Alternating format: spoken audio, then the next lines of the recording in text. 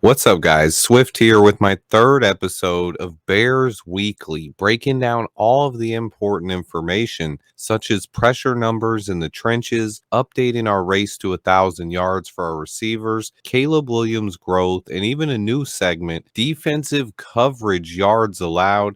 Let's go ahead and get right into it. First off, Caleb Williams' progress. He's already top 10 in average depth of target, meaning he's not just dumping the ball off.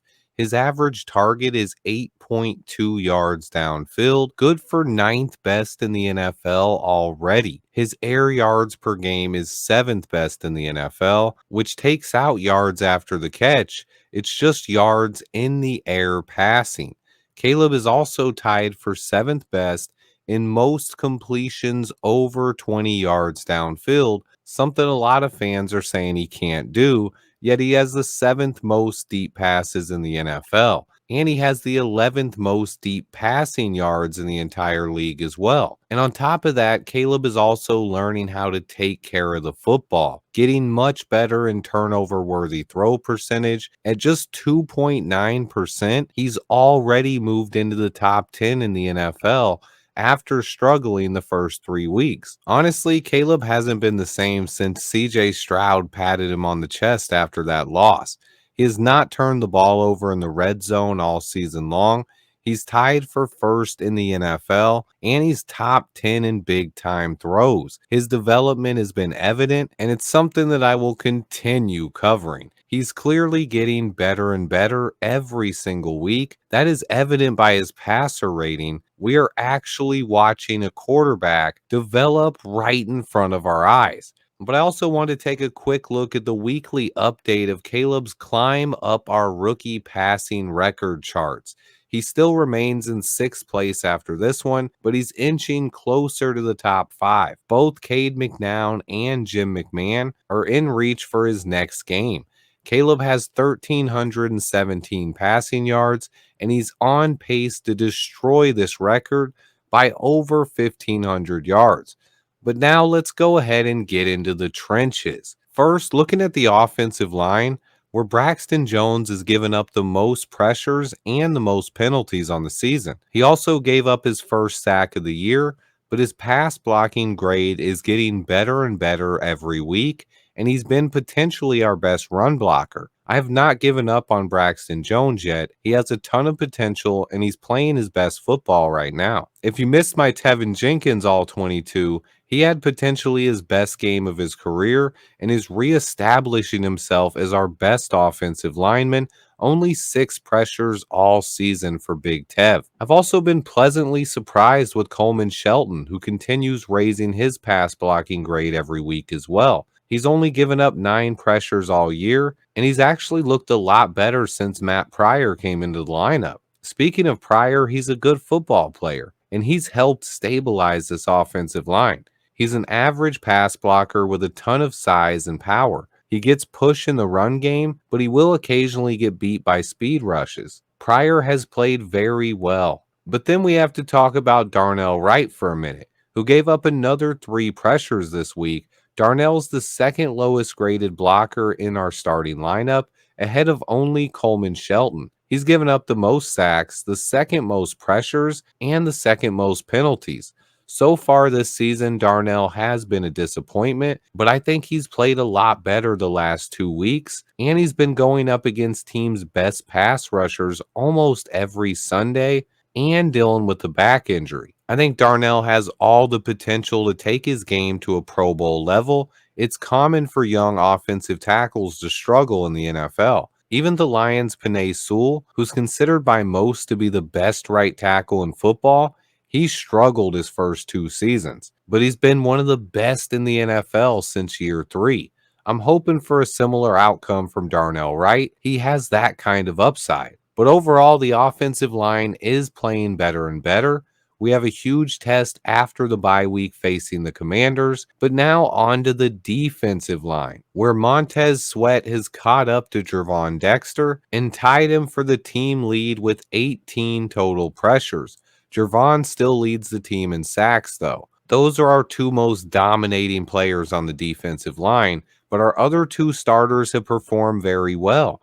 DeMarcus Walker's not far behind with 15 pressures, and Andrew Billings has added 11 himself. I will say we're missing Zach Pickens on the interior and need him to get healthy. But Darrell Taylor has been our highest graded pass rusher. He has 12 pressures, but got both of his sacks in week 1. And then we get to Austin Booker, who struggled a bit. He shows a nice long arm move and a relentless motor chasing down ball carriers, but he has to continue developing his pass rush moves. He's struggled a bit. But overall, our defensive line has played pretty well, although we are not in the top 15 in pressure rates.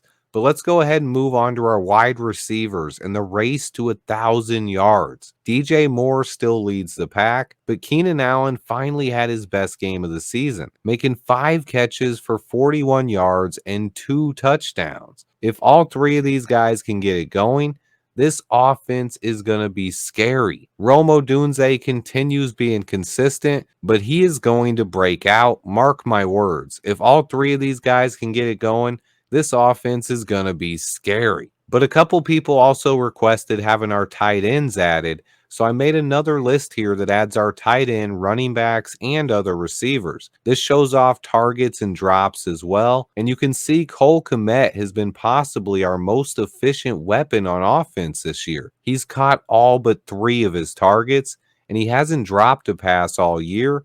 On top of that, he has 3 touchdowns, tied for the team lead. Cole Kmet also won Special Teams Player of the Week.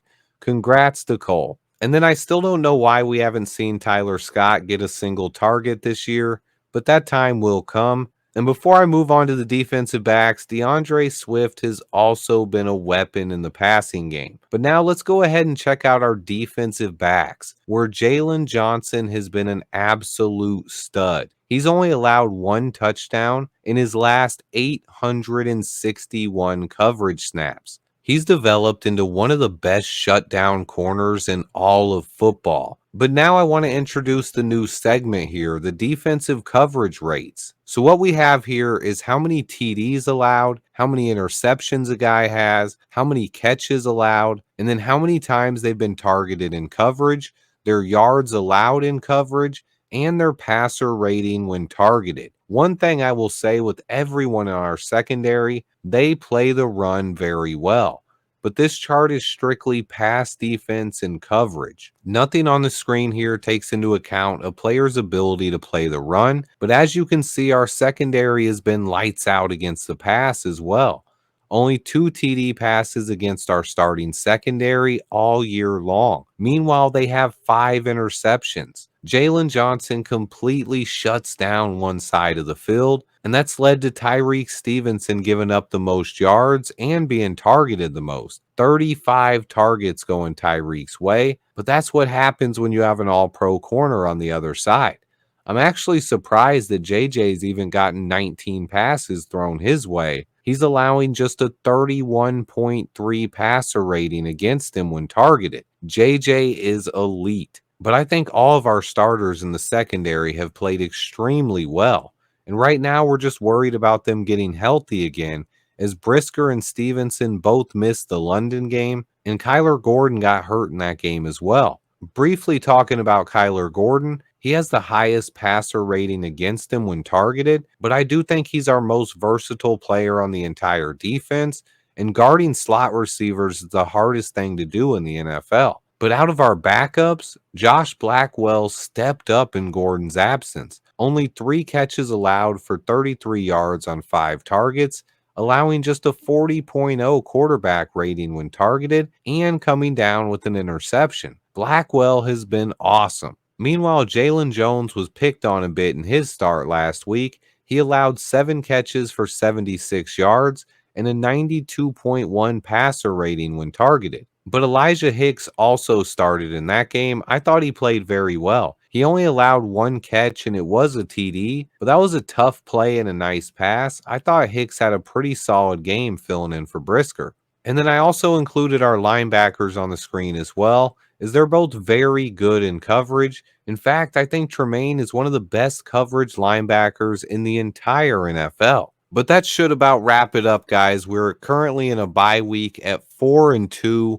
with a huge game coming up against the Commanders next week. This is a new segment that I'm going to be bringing back every week. Let me know what you guys are looking for in this. I want to cover the biggest information and the things that you guys are looking for. Please remember to hit that like button for me. Stay tuned.